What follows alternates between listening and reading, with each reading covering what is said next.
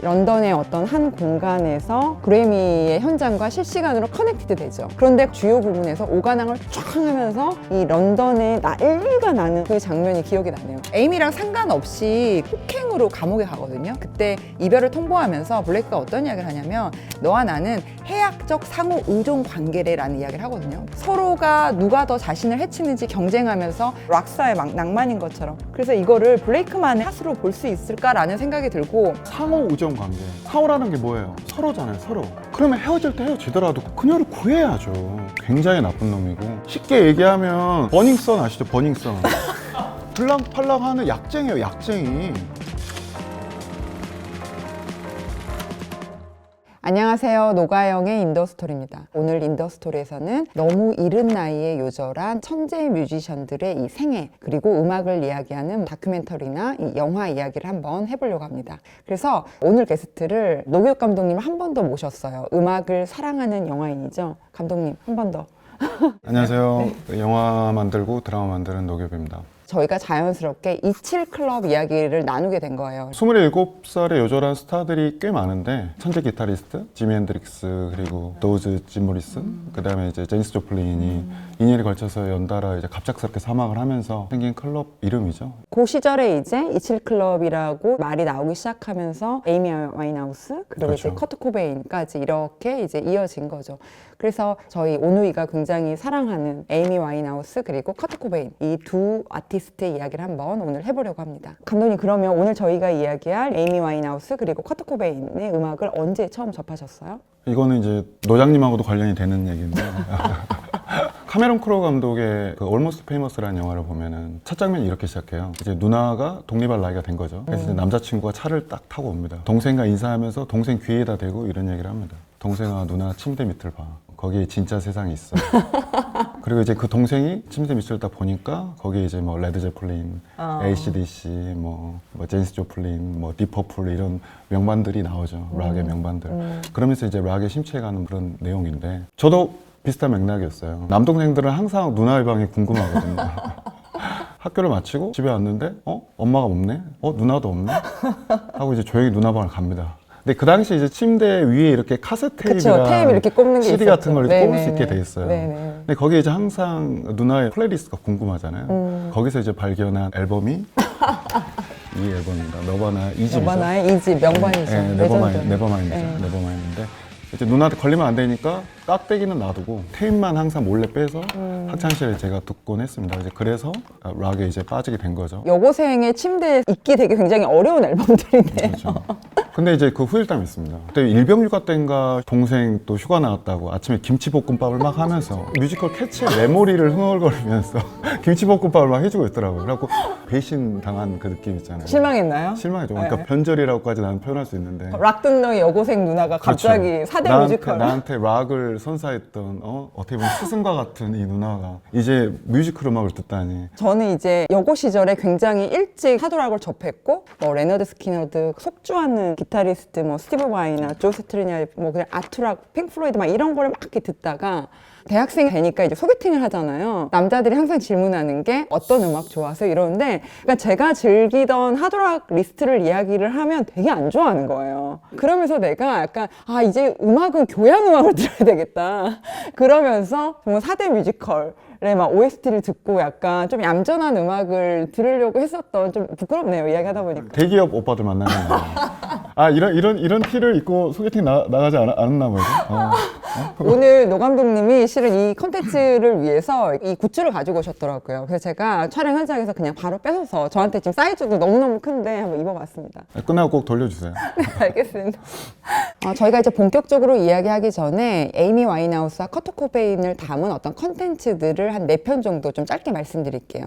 에이미의 경우에 2015년에 개봉한 에이미라는 다큐멘터리가 있습니다. 아카데미 당시 이제 장편 다큐멘터리 상을 수상했죠. 그리고 이제 비교적 최근인 2024년에 백 투 블랙이라는 이제 극영화가 있는데, 나중에 이제 노 감독이 말씀하시겠지만 굉장히 싫어하는 노 감독이 싫어하는 영화고요. 커트 코베인 같은 경우는 저희 인더스토리에서 굿 일 헌팅으로 소개 소개해드렸던 이 구스 반 산트 감독이 2006년에 이제 영화로 만들었는데 사실 커트 코베인이라는 설명이 전혀 안 나와요. 관객들이 커트 코베인일 거라고 추정하는 어떤 그런 영화고요. 그리고 다큐멘터리는 몽타주 오브 핵이라는 커트 코베인의 여자친구, 와이프 그리고 가족들의 어떤 인터뷰 그리고 그가 생전에 썼었던 음악과 메모, 일기장 이렇게 중심으로 이렇게 편집된 다큐멘터리가 있습니다.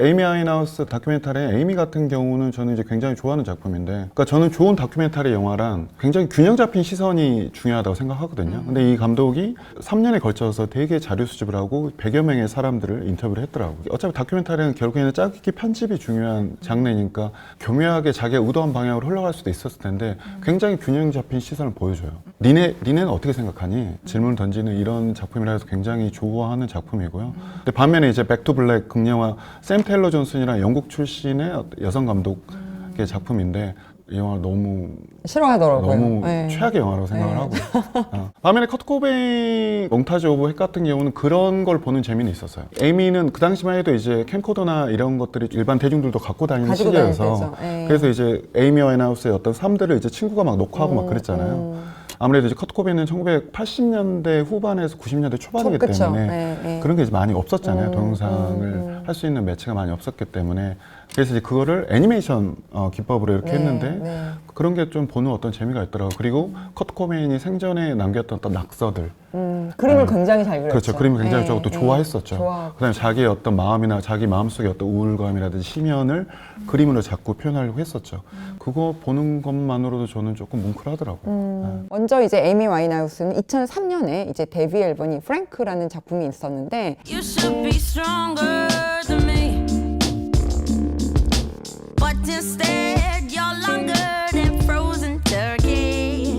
1집까지는 세계적인 스타까지는 아니었잖아요. 그렇죠. 세계적인 스타까지는 아니고, 그러니까 그 에이미 와인하우스가 이제 주로 놀았던 지역이 그 영국의 캠든 지역인데, 그러니까 우리나라로 치면은 홍대 놀이터? 그러니까 홍대 놀이터 근방으로 해서 그 당시 뭐 롤링홀, 뭐 브럭, 그다음에 은하수다방, 뭐 최근으로 치면 뭐 은하수다방 뭔가요? 은하수다방도 있고 은하수다방 뭐야? 했었잖아. 라이브 공연할 수 있는 데를 돌아다니면서 그다음에 가끔씩 리퀘스트 들어오면 그냥 노래 부르고. 동네에서 꽤나 노래 좀 한다. 우리나라 가수로 예를 들면 자우림 1집 때 김윤아 씨. 김윤아 씨, 그쵸? 김윤아 씨가 인디레이블에서 출발하셨죠. 그렇죠. 그다음에 뭐 네. 옥상 달빛 1집 볼빨간 사춘기 뭐 이런 볼빨간 요조. 사춘기. 요조 뭐 뭐 딱 그 정도 네임 밸류였던 거죠. 예. 김윤아 씨라고 하니까 확 무슨 말인지 와닿는 것 같아요. 그리고 이제 드디어 대망의 2집. Try to make me go to rehab. I said no.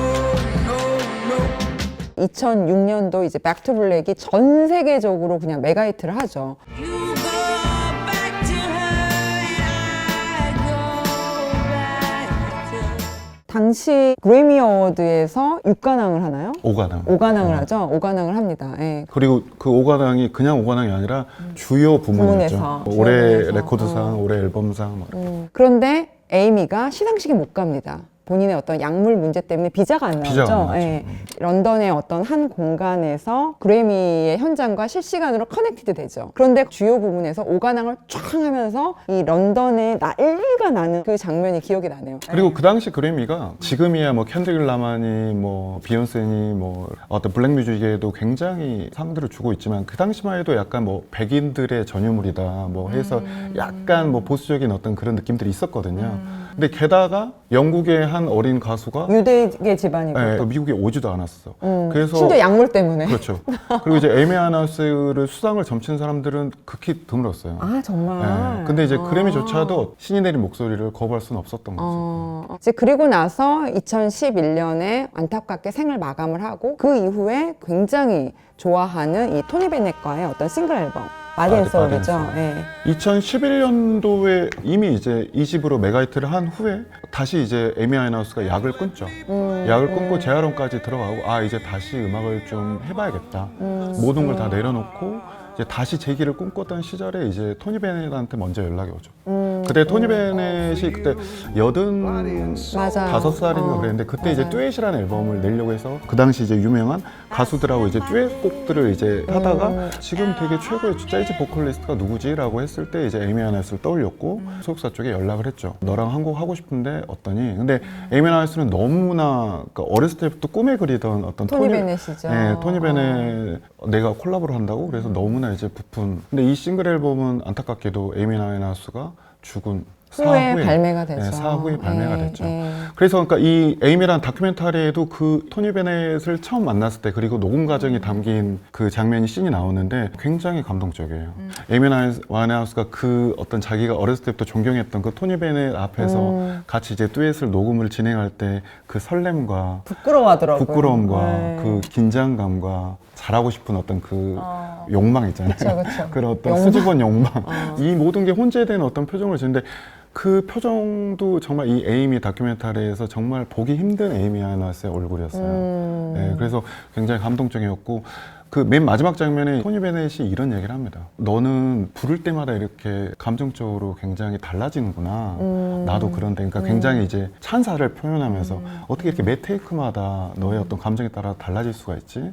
근데 나도 그래 라고 에이미한테 토니 베넷이 얘기를 해요. 그랬더니 이제 에이미 와인하우스가 굉장히 수줍어하면서 아니 선생님이 저를 닮다뇨. 제가 선생님을 닮은 거죠. 라고 그치, 이제 그치. 얘기를 해요. 마치 이제 배우로 치면 이제 이순재 선생님께서 아이유 배우한테 아이유한테.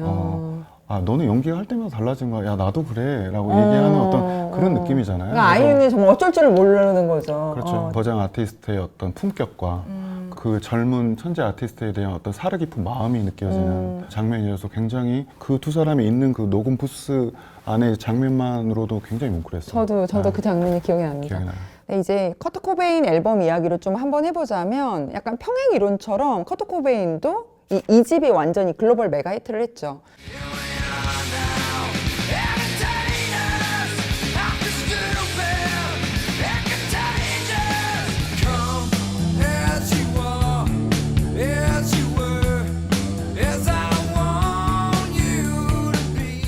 이게 완전히 정말 미국을 점령을 했었죠. 예. 그렇죠. 이 앨범 같은 경우는 마이클 잭슨의 댄저러스 앨범을 거의 뭐 발매하고 거의 1년 가까이 1위를 계속 하고 있었는데 아, 댄저러스 앨범이? 네, 댄저러스 아, 앨범. 그래서 이 앨범이 댄저러스 앨범을 2위로 밀어낸 아주 희대의 사건이었죠. 그러니까 얼터너티브 락이 정통 미국 팝을 밀어낸 어떤 그리고 뭐 그런 휘트니 사건이네요. 휴스턴도 아니고 머라이어 캐리도 아니고 뭐 본조비도 아니고 시애틀의 어떤 너드 네. 세 명이서 밀어낸 앨범이라 더 의미가 어떻게 보면 역사적인 사건이었죠. 그리고 이제 커트 코베인이 결혼한 이후에 이제 발매된 3집 이 널바나이고 이 이후에 이제 4호의 그 언플러그드 인 뉴욕이라는 그 그 앨범 4호 앨범 너무너무 좋은데 그래서 총 4호까지 해서 한 4장 정도의 앨범이 있습니다. 예. 그래서 이제 그와 그녀 모두 그 어린 나이에 글로벌 메가히트를 하면서 갑자기 뭐 온갖 미디어의 관심과 그리고 파파라치 시선과 그 당시만 하더라도 파파라치가 왜 그렇게 심했을까라고 보면 저희 다큐멘터리에서 느꼈지만 이게 SNS 시대가 아니잖아요. 소셜미디어 시대가 아니니까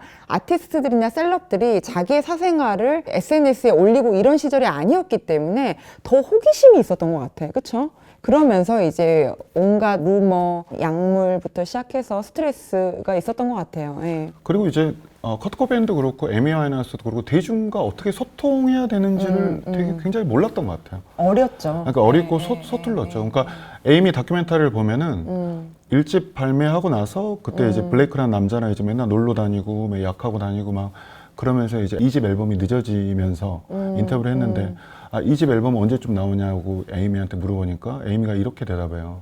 아, 내가 느낌이 안 오는데 어떻게 앨범을 내냐. 그러니까 자기는 그냥 지극히 당연한 얘기를 한 거죠.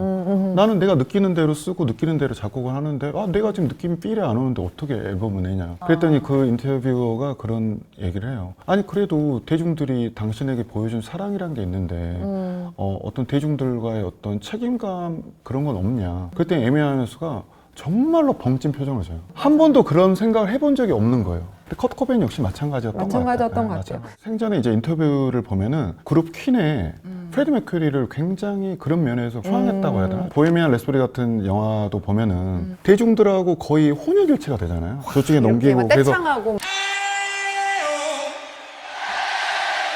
대중의 어떤 그 에너지를 자기가 오롯이 다 받아서 다시 노래로 에너지를 대중들한테 전파를 하고 그러니까 굉장히 소통이 되잖아요. 근데 커트 코베인은 그러질 못했던 거죠. 그냥 기타만 이렇게 기타만 치고 파괴적이고 그러니까 관객들이랑 이렇게 눈을 마주치면서 하는 게 안 나와요. 근데 굉장히 파괴적이긴 해요. 그러니까 뭐 슬랭도 하고 하는데 대중들이 어떤 기운을 받아서 자기가 노래를 부르고 그 노래를 다시 전달하고 어떤 이런 부분에 있어서 굉장히 서툴러요. 그러니까 다른 락커들하고 완전히 다른 그렇죠. 거죠. 근데 그런 지점에서 그 당시에 어떤 미국 청년들이 열광했던 거잖아요. 열광했던 거죠. 그렇죠.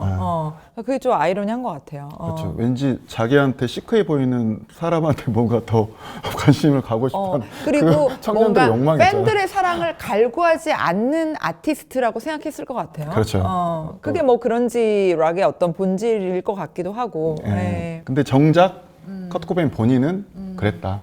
커트 코베인 본인은 대중들과 끊임없이 소통을 하고 싶어 했다. 이렇게 이제 엄청나게 글로벌 메가히트를 하다가 아까 저희도 이야기했지만 어떤 미디어의 시선, 그 다음에 개인적인 아픔들로 막 이렇게 복합적이면서 막 술 많이 하고 약도 하고 이러면서 공허해져 갔죠. 그러면서 이제 그 안에서 누군가 의존할 만한 사랑을 만나게 되는 것 같아요. 뭐 너무나 다 유명한 이야기이긴 하지만 에이미 와인하우스와 이 뗄래야 뗄 수 없는 그녀의 모든 음악의 중심이자 서사의 핵이라고도 할 수 있는 블레이크 이야기를 안 할 수가 없을 것 같아요. 블레이크에 대해서 할 말 많으시잖아요, 노감이. 할 말 많죠. 네. 굉장히 나쁜 놈이고 지금 이제 뭐 노장님이 이제 좀 포장해서 얘기했는데 그래서 그러니까 제가 그 영화를 싫어해요. 백투 블레이라는 영화를 싫어하는데 블레이크 캐스팅을 했을 거 아니에요. 블레이크 캐스팅된 남자가 굉장히 유명한 배우예요. 잭 오코넬이라는 배우인데 근데 그 배우를 캐스팅을 했어. 그럼 뭔가 서사를 줘야 되잖아요. 첫 번째 이렇게 만났을 때 뭐 무슨 막 낭만적으로 뭐 주크박스에 뭐 동전 넣고 뭐 옛날 곡 해서 막 둘이 알콩달콩 그 모든 어떤 사랑 영화의 시작 그 설렘을 표현해서 그렇게 시작을 했는데 워킹 타이틀 영화처럼. 쉽게 얘기하면 피디님들 저기예요. 저기 버닝썬 아시죠? 버닝썬. 버닝썬 클럽에서 들락팔락 하는 약쟁이에요. 약쟁이. 약쟁이에요. 약쟁이라니까요. 약쟁이고 그냥 뭔가 그녀가 지쳐있고 그게 아마 일집 끝나고 나서 뭔가 심신이 조금 피로할 때였거든. 피로이고 지쳐있고 그다음에 뭐 술도 먹었겠죠. 그러니까 이제 접근을 했을 거고 그때 이제 심지어 이렇게 여자친구도 있었어요. 여자친구도 있었는데 에이미한테 가죠. 여자친구를 배신하고. 예. 그렇죠. 예. 뭐 아까 여자친구 그것도 아니라니까. 그 걔는 그냥 뭐 배신하고 그 여자를 정리하고 그녀한테 그런 어떤 매듭도 안 지는 약쟁이라니까요. 그러니까 여자친구 그냥 냅두고 그냥 에이미가 자기한테 호감 보이니까 그냥 에이미랑 자는 그리고 거예요. 또 심지어 약간 유명한 뮤지션이라고 하니까 네. 일집 냈을 때니까 그때. 그렇죠. 에이미 와인하우스가 가수랑 그냥 잠자리 하고 싶어 자는 거예요. 근데 이제 에이미는 이제 자기를 사랑으로 대하고. 그러다가 어느 정도 실증이 나서 다시 엑스 걸프렌드한테 다시 갑니다. 그리고 이제 그 고통으로 만들어진 백투 블랙이 그것도 실증이 아니라 그냥 사랑의 염증을 느껴서 그냥 갔다고 하면은 저 받아들이겠어요. 뭐 사랑 자체가 그러니까 영원한 건 없으니까. 근데 블레이크는 이 아티스트가 이대로 끝날 줄 알았어요. 아 진짜? 이대로 끝날 줄 알았겠죠. 1집이 엄청나게 성공한 것도 아니고 이렇게 자기랑 스타가 될 줄 몰랐다. 자기랑 같이 약을 하고 있고 집에서 커트 코베인처럼 막 이렇게 막 무슨 막 오선지에다 막 그러지도 않고, 뭐 그러지도 않고 노력도 막 안 하고. 자기가 생각하는 가수는 막 뭐 명상도 하고 막 곡에 대한 어떤 집념과 이런 것도 봐야 되고 뭐 노력도 안 하고 자기랑 맨날 약만 빨고 맨날 그러고 나서 침대에 가서 뒹굴고 맨날 이러고만 있는데 이 친구가 다음 앨범이 기대된다? 전혀. 자, 1집으로 돈 너랑 나랑 약하는데 다 썼어. 근데 얘는 이제 제기를 못 할 것 같아. 그러니까 그냥 전 여자친구가 직업이 뭔지 모르겠으나 전 여자친구한테 그냥 갔겠죠. 저는 실은 감독님이 아까 뭐 약쟁이 그런 거 완전히 동의하고 하지만 아티스트가 너무 요절한 것 때문에 블레이크 때문이야 라고 하는 건 아닌가 라는 생각이 들었거든요. 왜냐면 에이미 와인하우스가 너무 영국이 사랑하는 아티스트였잖아요. 세계에 나올까 말까 한 아티스트였기 때문에 이제 그녀가 떠나고 나서 모든 영국인들이 너무너무 시름에 빠졌잖아요. 그러니까 이 모든 원망이 엑스 남편이 블레이크한테 갔을 테고 얼마나 많은 어떤 온 국민과 전 세계의 팬들의 그 원망을 받았겠어요, 블레이크가. 그래서 본인 고통스러웠겠죠. 그래서 2023년에 굿모닝 브리팅이라는 영국의 아침 뉴스인데 거기 블레이크가 에이미의 40번째 생일에 특별 출연을 합니다. 그래서 어떤 이야기를 하냐면 그녀의 어떤 약물 중독은 나 하나로 설명될 수는 없다. 그리고 그녀는 그냥 그녀 안에서 계속 자기 마음속에서 계속 스트러글링 하고 있었다. 그거는 남편만 알 수 있는 거잖아요. 그러면서 모든 책임이 나한테 집중되는 것은 실은 부당하다. 아티스트가 죽고 나서 대중들은 원망할 누군가가 필요했고 그게 결국에 나였다라는 이야기를 하거든요. 그러니까 물론 처음에 약물에 손을 댄 거는 블레이크 때문이 맞아. 그거는 제가 뭐라고 안 하겠어요. 근데 그 이후에 그와 그녀의 어떤 사랑과 그 교류에 대해서는 저는 그 둘만이 안다고 생각하거든요. 그러니까 둘이 런던의 길에 갑자기 앞에 파파라치들이 있는데 둘이 막 얼굴이 막 피가 있어. 그러고 나오거든요. 그러니까 부부싸움을 그렇게 한 거야, 얘네들은. 그 둘 사이의 어떤 관계와 그 소통에 대해서 우리 대중들이 알 수 있을까? 라는 생각이 들어요. 그러니까 아티스트로서 끊임없이 스트러글링 하고 있었다. 남녀 사이는 그 둘만 안다는 말에 있어서 노감님 말에 전적으로 동의하죠. 하지만 저는 이 커플은 알 것 같아요. 이 커플은 알 것 같아요. 이 커플은 제가 맞아요. 아니 그 아침 방송에 그 나온 것도 제가 보진 못했으나 그거는 자기 면죄부를 얻기 위한 거죠. 그렇죠. 면죄부를 맞아요. 자기 면죄부를 맞아요. 얻기 위한 거죠. 하지만 그런 관점도 있다. 적어도 단 한순간만이라도 진심으로 그녀를 사랑했다면 탁치고 있어야 된다는 거죠. 뭔가 이제 좀 나이도 들고 하니까 자기 그 마음 속에 있는 어떤 그 찝찝한 어떤 그 그녀에 대한 어떤 죄책감을 씻어버리고 싶은 거예요. 그 남자는. 그리고 그 블레이크가 에이미랑 같이 둘이 같이 파멸의 소용돌이 속으로 해서 그게 죽음이 됐던 아니면 삶이 망가졌던 하면은 저는 그것 또한 그들의 사랑이라고 저는 인정을 할 것 같아요. 근데 그러지도 않았어요. 아니 근데 같이 약을 했는데 한 명은 약을 끊었어. 근데 왜 그거를 그것도 감옥 깜빵 가서 끄는 거잖아요. 그치. 깜빵 가서 끄는 거죠. 그치. 깜빵에 있다 보니까 이제 제정신에 돌아왔거든. 그러다 보니까 이제 다시 그 시궁창 속으로 가고 싶지는 않은 거야. 그러니까 그녀한테 통보를 하잖아요. 헤어지자 그러지. 헤어지자고 하잖아요. 두 번째 결별 통보를 합니다. 그때는 이제 에이미 와인하우스도 이제 그를 놔주잖아요. 네. 나 할 만큼 했다. 우리의 사랑 여기까지고 나도 너도 우리 서로한테 진짜 지지고 볶고 할 만큼 한 것 같아. 네. 아니 근데 이제 저는 그 이제 감옥 이야기를 하셨으니까 에이미랑 상관없이 그냥 폭행으로 감옥에 가거든요, 블레이크가. 그런데 에이미가 이제 면회를 와요. 그때 이별을 통보하면서 블레이크가 어떤 이야기를 하냐면 나 상담 닥터가 있는데 너와 나는 해학적 상호 의존 관계래라는 이야기를 하거든요. 서로가 같이 있으면 더 핥히고 자기 자신을 무너뜨리고 약간 이런 것들을 이제 해학적 상호 의존 관계라고 이제 표현을 해요. 근데 이제 저는 이제 그 상담 닥터의 이야기를 전달받을 때 어떤 생각을 했냐면 에이미가 과거에 파파라치와의 어떤 인터뷰에서 굉장히 신경질적으로 그냥 우리는 서로 누가 더 자신을 해치는지 경쟁하고 있었던 시기예요 라는 표현을 하거든요. 그러니까 저는 그게 약간 비슷한 것 같아. 누가 누구의 잘못이 아니라 그냥 그 시절의 어떤 런던의 어떤 젊은 청춘들이 서로가 누가 더 자신을 해치는지 경쟁하면서 내 자신이 막 약을 하고 술을 마시고 인생을 즐기고 이거가 뭔가 되게 힙스러운 것처럼 그런 어떤 낭만인 것처럼 락사의 낭만인 것처럼 약간 이런 어떤 관계가 이렇게 전달된 게 아닌가? 그래서 이거를 블레이크만의 어떤 탓으로 볼 수 있을까라는 생각이 들고 그러니까 잘 모르겠고요. 해학적 상황 이렇게 잘 모르겠고. 근데 정신분석학적으로 전문가는 아니지만 거기도 나오잖아요. 상호 의존 관계. 상호잖아요. 상호. 상호라는 게 뭐예요? 서로잖아요. 서로. 그러면 자기 때문에 약이 같이 빠졌으면 그럼 자기가 이제 감옥 생활하면서 자기는 이제 머리가 좀 정상적으로 돌아왔잖아요. 근데 그녀는 아직 빠져 있잖아요. 그러면 헤어질 때 헤어지더라도 그녀를 적어도 최소한의 양심이 있다면은 그녀를 구해야죠. 약을 끊게 하고 헤어져야 된다. 헤어지더라도. 그녀의 삶을 다시 온전하게 돌려주고, 그러니까 일말의 양심이 있는 남자라면. 그 사실 더 안타까운 건 뭐냐면 이 어떤 두 번째 결별 이후로 에이미가 생각이 달라져요. 재활을 리헵에 들어가겠다라고 해. 본인이 스스로. 그리고 음악을 더 잘하고 싶다라고 하거든. 술도 끊겠다고 해. 근데 너무너무 안타까운 거는 이렇게 마음은 고쳐먹고 의지도 활활 타올랐지만 몸이 이미 망가져 있는 거야. 그게 블레이크 때문이잖아요. 그게 이제 이미 망가진 게 블레이크 때문이죠. 그치, 블레이크 때문이지. 그녀의 인생에서 제일 안타까운 지점이 그거야. 마음을 고쳐 먹었는데 너무 늦었어. 주치의가 이런 이야기를 하거든요. 지금 이 몸 상태에서 약이 중요한 게 아니라 알코올만 들어가도 무너진다 그랬거든. 근데 아마 직접적으로 다큐나 컨텐츠에서 나오진 않지만 아마 술을 마셨던 것 같아. 마셨죠. 술을 마셨던 것 같아. 근데 저는 이제 그 감옥에서 한 인터뷰도 너무 꼴보기 싫은 게 나는 이렇게 잘생겼고 나는 이렇게 옷도 잘 입고 하는데 내가 왜 그 시궁창으로 다시 돌아가야 돼? 난 그러니까 이렇게 생각하는 것 자체가 나는 이게 과연 그러네. 그러니까 버닝썬에서 옷 잘 입고 그냥 여자 꼬셔서 그냥 어떻게 그냥 하룻밤 즐길까만 머릿속에 꽉 찬 애였던 거예요.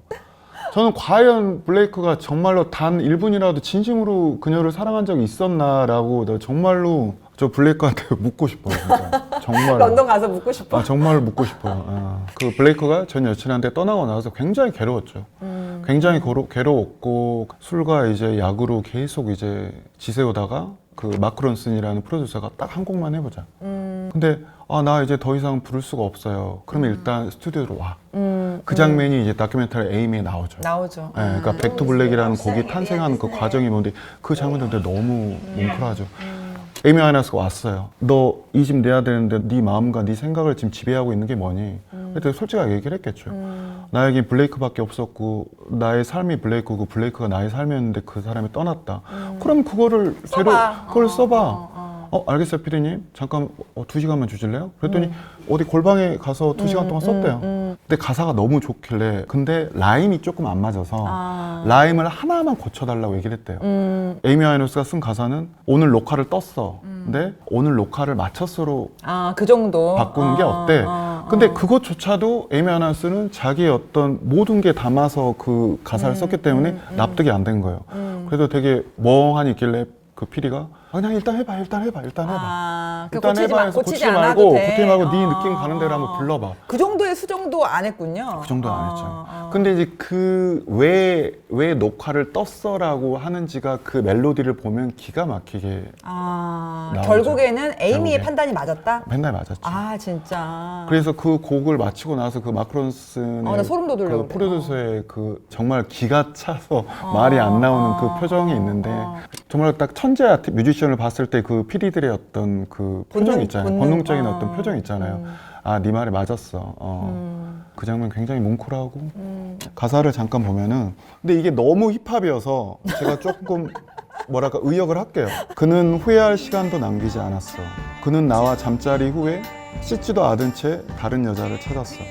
이 부분이 굉장히 의역을 한 거예요 지금. 나는 자존심을 세우고 고개를 들고 있어. 내 눈물은 이제 말라버렸고 그 없이도 살아가야 해. 나에게는 희망이 없다고 느껴지지만 결국 나는 다시 어두운 길로 돌아갈 거야. 백투 블랙. 이 가사가 있는데 이 가사를 이제 그 마크 론슨 PD 앞에서 2시간 만에 쓴 가사였죠. 에이미 와인하우스는 이쯤 마무리하고 우리 이제 커트 코베인의 사랑 이야기로 넘어가야죠. 커트 코베인의 이 와이프이자 사랑의 전부였었던 이 코트니 러브는 락커입니다. 네, 이 요감이 이제 이 앨범을 가지고 왔는데 밴드 이름이 홀이고요. 그래서 사실상 그녀의 영향을 3집부터 이 앨범부터는 굉장히 많이 받았다고 할 수 있고요. 굉장히 논란이 많이 있었잖아요. 결국에는 뭐 이 죽음도 코트니 러브 때문이었다. 아직 약을 못 끊은 상태에서 코트니 러브가 임신했는데 아이를 포기하지 않고 출산을 했다. 거기에 대해서 굉장히 많은 이슈가 있었던 걸로 알고 있어요. 예. 홀이라는 밴드는 서로 이제 그 인디씬에서 그 락계에 있으면서 서로 존재는 알고 있었겠죠. 본격적으로 이제 사랑에 빠지게 된 거는 커트 코베인이 이제 그렇게 기득권에 저항하는 음악을 만들었고 음악을 썼고 앨범을 발매했고 그게 이제 어떻게 보면 음악적 자기가 가는 방향으로 기조로 잡았었는데 이 네버마인드 2집 앨범이 엄청나게 흥행을 하기 시작하면서 자기의 어느 순간 기득권이 돼버린 거죠. 그렇지, 기득권이 돼버린 거지. 어느 순간 기득권이 돼버리고 자기가 그토록 싫어했던 엘비스 프레슬리 같은 어떤 아티스트처럼 네버마인드 음반이 너무 성공하다 보니까 이제 파티가 어마어마하게 많았을 거 아니에요. 근데 이제 다들 그런데 별로 안 좋아하니까 성격상 별로 안 좋아하니까 세 명 다, 멤버 3명 다. 그래도 꼭 참여해야 되는 자리가 있을 거 아니에요. 그럼 가서 이제 샴페인 한 잔 이제 들고 어색하게 이제 뭐 그냥 뭐 이렇게 인사하고 있는 게 이제 누가 기자들이 이제 사진 찍고 나서 엘비스 프레슬리 그렇게 되게 비관적으로 얘기하더니 지 하는 꼴이 지금 엘비스네라고 이제 막 그런 기사들을 특히나 이제 소심하고 이렇게 움츠려 들어있는 애한테 여렸던 어떤 커트 코베인은 감당하기 힘들었던 거죠. 그래서 어떤 2집 성공 이후에 굉장히 좀 뭐랄까 혼돈의 시기를 보내고 있을 때 그에게 이제 찾아온 게 이제 커트니 러브가 그를 찾아왔고 커트니 러브는 굉장히 악동이었어요. 뭐 패션도 그렇고 그렇고 무대 위에서 어떤 성적인 어떤 그런 제스처나 행동들도 매너도, 그러니까 그렇게 악동이었으니까 오히려 이제 커트 코베인이 죽고 나서 커트 코베인을 이제 사랑하는 어떤 팬층에서 아 죽음은 뭐 커튼인 러브 때문이다.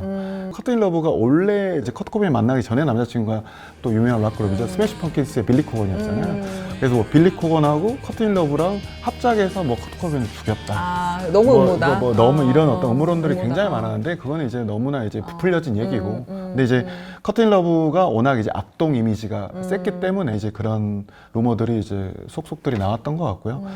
사실상 에이미 와인하우스의 죽음하고는 살짝 다른 게 어떤 죽음의 원인이 커튼 러브는 아니었죠. 이 멘트는 에이미 와인하우스의 죽음 블레이크가 원인을 전제로 깔고 지금 하시는 말씀이에요. 저는 그렇게 생각해요. 저는 거기서부터 출발이었다고 생각을 해요. 근데 커트 코베인의 약물과 중독과 권총 자살은 사실 코트니 러브가 직접적인 원인은 아니었다. 심지어는 이제 커튼 러브랑 커트 코베인은 같이 약에 빠졌으나 임신하고 아이를 낳으면서 커튼 러브는 그 약의 세계에서 빠져나왔어요. 빠져나왔죠. 네. 엄마는 빠져나왔죠. 빠져나오고 커튼 러브는 워낙 그 원래 그녀의 삶 자체가 그랬듯이 별로 그냥 건강한 삶을 살았어요. 왜냐면 자기는 이제 아이를 낳고 아이의 엄마니까. 그냥 자기 남편은 쉽게 얘기하면 그렇게까지 신경을 못 썼던 것 같아요.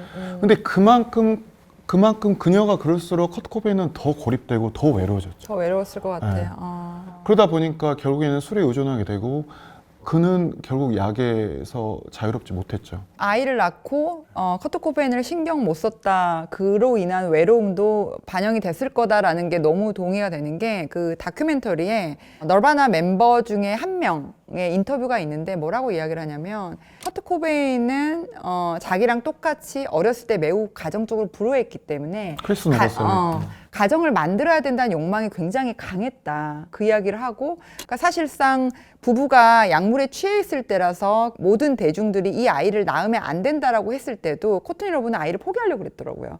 그런데 끝까지 커트 코베인이 아이를 낳아야 된다. 그러니까 아이가 있는 가정의 삶을 되게 원했다라는 식으로 묘사가 되거든요.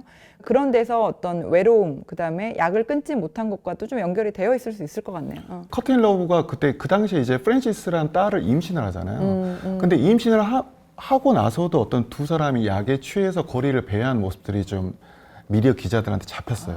지금 같으면 말도 안 되는 장면이지 네. 진짜. 그러다 보니까 이제 그러면 낙태를 해야지 어떻게 이 아이를 그냥 낳을 수가 있느냐. 그치. 그때부터 이제 커튼 러브에게 굉장히 그러니까 커트 코베인과 커튼 러브 두 사람한테 어떤 미디어의 따가운 시선들이 공격을 하기 시작하는데 오히려 이제 아이 엄마인 커튼 러브한테 엄청난 공격이 시달립니다. 근데 그럼에도 불구하고 당사자는 별로 그렇게 개의치 않았어요. 커튼 러브 자체는 워낙 대장부지. 네, 대장부고 그러면 남들 말에 그러니까 약간 에이미 와인하우스랑 약간 비슷한 느낌인 거예요. 말괄량이 대장부. 네, 신경을 안 쓰는. 나는 내 딸 건강하게 지금 잘 낳았잖아. 낳았는데 이 소중한 생명 내가 잘 키우면 되지. 이거였고. 그래서 커트 코베인은 이제 그걸 못 견뎠었고. 그래서 이 일례를 잘 보여주는 장면이 커트 코베인이 너무 대중들이 그러니까 자기 부부에 대한 어떤 시선들이 너무 심해지니까 딱 그냥 한 몇 개월 동안 두문물출해버립니다. 그러면서 영국의 레딩 락 페스티벌에 헤드라이너에 너바나가 올라가요. 근데 대중들은 커트 코베인 지금 약에 빠져가지고 얘 지금 거의 맛 같다던데 심지어는 그런 루머들이 돌기 시작해요. 근데 헤드라이너에서는 그대로 있어요. 그래서 당일날 굉장히 이제 센세이션하는 장면을 연출을 하는데 커트 코베인이 환자복을 입고 휠체어에 탄 채로 맞아. 레딩 페스티벌에 그쵸. 도착합니다. 그 유명한 장면이죠. 네, 그러면서 이제 바닥에 그냥 들어 눕습니다. 그러면서 이제 그 관객들이 굉장히 놀라고 그러면서 이제 다시 일어나서 이제 아무렇지도 않게 공연을 하는 어떤 미디어와 자기를 조롱하는 어떤 대중들의 어떤 비아냥대는 어떤 그런 퍼포먼스를 보이죠. 자기의 어떤 음악적 방향성과 세상이 바라보는 미디어가 바라보는 자기와 이 사이에서 균열이 일어났는데 그걸 못 견뎠던 것 같아요. 너무 동의하고요. 근데 이제 저는 그 원인 자체가 어렸을 때의 성장 환경에 있어서 사랑을 받지 못한 거. 에이미와 커트 코베인이 뭐 어렸을 시기에 부모님이 이혼을 했지만 어쨌든 에이미는 의지할 때가 할머니라도 있었던 거고 아버지에 대해서는 약간 관점이 다르긴 하지만 아버지도 계속 옆에 있었잖아요. 그녀의 옆에. 근데 커트 코베인은 계속 어린 시절에 그냥 버려진 느낌. 그러니까 친척 집에 뭐 고모 집에 갔다가 어디 갔다가 계속 이렇게 도는 장면들이 나오잖아요. 그러니까 이게 어렸을 때 그 환경 자체가 나를 움츠러들게 하고, 그러니까 계속 메모해도 나는 조롱받는 게 싫어. 아무도 자기를 조롱하지 않는데 계속 그냥 자격지심인 거야. 그러니까 그런 게 음악 세계에도 반영이 되고 결국에는 가정생활에까지 연결이 되고 마지막 자살까지 연결된 것 같아서 너무 짠한 것 같아. 커트 코베인도 제아론에 들어가죠. 제아론의 인 유테로 앨범을 3집 앨범을 내고 나서 도저히 안 되겠어서 재활원에 들어갔는데 그 재활원을 탈출하죠. 탈출해서 이제 어디 별장에서 며칠간 지내다가 유서를 쓰고 이제 그냥 총도 아니고 산탄총으로 맞아. 총기 자살을 하는데 그게 맞아. 탈출해서 4일 만에 있었던 일이고요. 네. 이 장면을 이제 구스판 산트 감독의 라스트 데이즈에서 이 4일 정도를 좀 간접적으로 조명한 굉장히 작품이죠. 관조적으로 예, 바라보는 저기했죠. 작품이었고 예, 예. 그래서 그때 이제 자살하기 직전에 쓴 유서 유서를 보면 이제 자기 아내인 커튼이 러브에 대한 사랑과 그다음에 딸 자기 프랜시스. 딸 프랜시스에 대한 사랑 그리고 이제 자기가 음악적으로 그리고 미디어와 어떤 자기의 음악 세계 사이에서 밸런스를 못 찾고 있다는 거에 대한 어떤 토로 그 유서 맨 마지막 읽어보면 나는 손 쓸 방법이 없을 정도로 정상을 벗어난 변덕쟁이 갓난아기다. 이미 나에게는 정열이 없다. 그리고 기억해 주기 바란다. 점점 소멸되는 것보다 순식간에 타오르는 것이 낫다는 것을. 근데 더 이상 손을 쓸 수 없을 정도로 정상을 벗어난 변덕쟁이 갓난아기다. 이 표현이 그의 인생 모든 거를 말하는 것 같아서 마음이 되게 슬프네요. 자기 음악 세계와 자기 삶이 계속 균열을 일으키고 부딪히고 있었고 근데 그 와중에 자기를 좋아하는 여자를 만났고 이 여자랑 지내는 게 너무 재밌었고 근데 뜻하지 않게 아이가 생겼고 아이가 나니까 또 아기랑 있는 건 너무 좋고 너무 좋고. 또 그렇게 며칠간 지낼 때는 좋은데 또 잠시 떨어져 있으면 또 이제 그 과거로 돌아가서 어떤 그런 게 균열이 일어나고 계속 그게 반복됐던 것 같아요. 그래서 감독님, 저희가 뭐 이런저런 이야기 많이 하고 서로 싸우기도 하고 막 의견이 막 달랐던 부분도 있는데 결국 그러면 그와 그녀를 죽음까지 몰게 한 결정적인 하나 뭐라고 생각하세요? 지독한 외로움이겠죠. 둘 다. 네, 둘 다. 그러니까 에미 와인하우스의 그래미 5관왕을 안겨준 백투 블랙 앨범에 있는 리앱이라는 곡을 보면 그런 가사가 나와요. 단지 나에겐 친구가 필요했을 뿐이라는 가사가 나오는데 결국에는 주위에 정말로 그러니까 에이미를 진정으로 에이미라는 사람 자체를 사랑했던 사람이 없었던 거예요. 그냥 결국에는 에이미가 마음 터놓고 얘기할 수 있는 사람은 파파라치를 제어하기 위해서 고용한 어떤 흑인 그 경원한테만 이제 자기 마음을 토로하는 그렇게 어떤 외로운 삶을 살았죠. 그리고 이제 커트 코베인 역시 어떤 그 삼자의 어떤 그 균열 사이에서 철저하게 되게 고립되고 외로움에 지독한 외로움에 빠졌던 것 같아요. 사실 그와 그녀의 어떤 죽음에까지 이르게 된 거에는 지금 노감이 잘 이야기해 주셨지만 저는 조금 거대하게 보면 음악 산업의 어떤 구조 이야기도 저희가 좀 더 할 수 있을 것 같아요. 그러니까 과거에는 아티스트 활동에서 수익이라는 게 오로지 그냥 앨범과 투어가 전부이던 시절이었던 것 같아요. 음악 산업 자체가 수익이 다각화되기 시작하면서 레이블들이 산업화되기 시작하잖아요. 산업화되니까 당연히 레이블과 아티스트 간의 계약에 있어서 이 건강 문제, 정신적인 거, 이런 어떤 재활치료 이런 것들이 조항들이 이제 들어가기 시작한 거죠. 그러면서 예술 활동을 길게 하기 위해서는 내 몸은 내가 단단하게 지켜야 돼. 이거가 대형 레이블 산하의 아티스트들이 훈련이 되기 시작한 것 같아. 그러니까 그런 것들을 실은 커트 코베인이나 그다음에 에이미 와인하우스는 수혜받지 못했던 거고 그러면 산업적으로 뒷받침돼 주지 못하면 그게 부모나 친구가 옆에서 이렇게 좋은 어른들이 만들어줘야 되는데 그들 곁에는 좋은 어른들도 없었던 거야. 그래서 그러니까 뭐 이거 우스갯소리긴 하지만 그 당시 이제 인기 있었던 그룹들 중에 지금까지도 활동하고 있는 그룹들 있잖아요. 노익장 그룹들. 이를테면 뭐 롤링스톤즈의 믹 제거라든지 그걸 보면 굉장히 건강한 사람을 그렇게 왕년에 코카인과 마리화나와 술에 쩔어 살던 그룹들이 아침에 뭐 일어나면 녹 좀 먹고 식단 조절하고 굉장히 건강한 사람, 술 담배 다 끊고 락의 정신에는 약간 위배되지만 위배되지만 락의 낭만이 달라진 거죠. 근데 락의 낭만, 그러니까 락의 정신이라는 것도 이제 큰 범위에서 보면 결국에는 살아있음이잖아요. 얼라이브잖아요. 살아있음.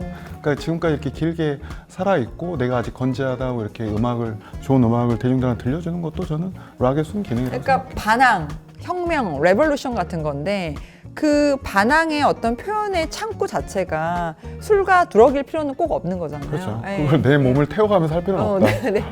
내 몸을 몸 태워. 태워가면서 그거는 가사와 나의 음악으로 얼마든지 전달할 수 있다. 아침에 녹 좀 먹고 그냥 녹 좀 SNS에 먹고. 내가 하고 싶은 얘기 하면 되는 거잖아. 그렇죠. 밤 10시에 자고 일어나서 산책하고 걔 산책시키고 그래서 감독님 오늘 저희가 요절한 아티스트 이야기를 하다가 27클럽이죠. 이제 에이미 와인하우스 그다음 커트 코베인을 다룬 이제 영화나 다큐멘터리 이야기까지 흘러갔는데 좀 마지막으로 하고 싶으신 말씀 있으실까요?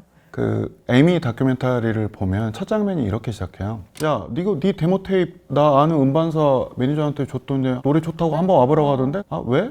그거 나 녹음하면 뭐가 좋은데? 아니 음반 내준대 음반. 그래? 음반 내면 뭐가 좋은 건데? 예. 네 노래를 더 많은 사람들이 들을 수 있지. 아 그래? 그럼 나 갈래. 근데 길다 보니까 이제 에미 와인하우스가 이제 잠깐 잠이 듭니다. 근데 이게 어떤 사람이든 그게 악인이든 선이든 캐릭터가 센 사람이든 냉소적인 사람이든 뭐하든 간에 자다 중간에 깼는데 누군가한테 들킨 그 표정은 거의 엇비슷합니다. 약간 천진난만. 천진난만하고 약간의 멋쩍고 약간 쑥스러운 어떤 그 표정이 담깁니다.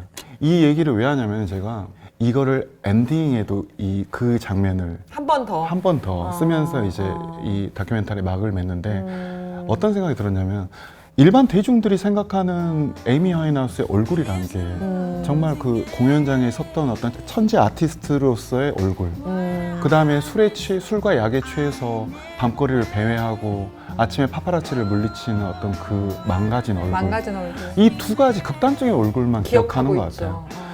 근데 그 사이에 20대 초중반의 그 평범한 소녀의 그 천진난만한 얼굴은 저희가 기억하고 싶지 않아 하는 것 같아요. 커트 코베인도 마찬가지고 우리가 대중들이 때로는 그들을 우리 식구처럼 우리 친척처럼 우리가 친구처럼 이렇게 좀 대해주면 어떨까라는 생각을 하게 됐어요. 근데 한편으로 더 이런 얘기를 제가 하면서도 참 안타까운 게 결국에 이 아름다운 앨범 백투 블랙이라는 앨범이 그렇게 우리가 친구처럼 대했으면 나올 수 없었던 이 아름다운 앨범을 우리는 들을 수 없었겠죠. 그 블레이크라는 이 쓰레기 때문에 결국에 나온 앨범 아닌가요? 그래서 그러니까 이 앨범을 우리는 들을 수 없는데 그래도 괜찮을 건가. 그래서 창작은 잔인한 것 같아요. 자, 목숨과 뒤바꾼 앨범이네요. 말씀 듣고 보니까 지금 노 감독님도 속마음으로는 블레이크한테 약간 고마운 마음이 있는 것 같은데요. 지금 마지막 멘트가?